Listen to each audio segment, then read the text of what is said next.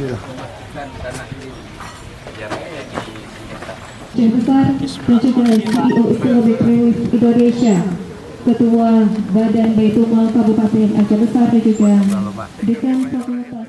Penjabat Bupati Aceh Besar Muhammad Iswanto SS TPMM didampingi CEO Islamic Relief Indonesia melakukan peletakan batu pertama pembangunan rumah layak huni untuk keluarga yatim dan duafa yang diberikan oleh Islamic Relief Indonesia bekerja sama dengan pemerintah Kabupaten Aceh Besar melalui Baitul Mal berlangsung di Kampung Semering, Kecamatan Sukamakmur, Aceh Besar pada Senin 26 Februari 2024. Dalam sambutannya, Muhammad Iswanto menyampaikan atas nama pribadi dan pemerintah Kabupaten Aceh Besar mengucapkan terima kasih kepada semua pihak yang telah berkontribusi dan berkomitmen untuk pembangunan rumah layak huni untuk keluarga duafa dan yatim, khususnya kepada jajaran Islamic Relief dan Universitas Syah Kuala yang telah peduli dan mengupayakan pembangunan rumah duafa dan yatim di Kampung Semering, Kecamatan Sukamakmur. Di tempat yang sama, CEO Islamic Relief Indonesia Nanang Subana Dirja juga mengaturkan terima kasih kepada pemerintah Aceh Besar yang sudah berkenan menerima Islamic Relief untuk bisa bekerja sama dalam mewujudkan cita-cita pemerintah dalam mengurangi angka kemiskinan. Ia menyebutkan bantuan dalam bentuk bangunan rumah ini merupakan zakat dari para muslim yang berada di negeri Inggris dan Australia, di mana keseluruhan bantuan rumah yang diberikan sebanyak 219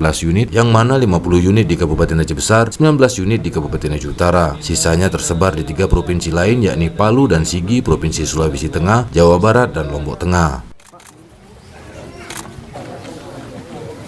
Alhamdulillah, Bang, terima kasih banyak kepada Islamic Relief yang bantu kamu.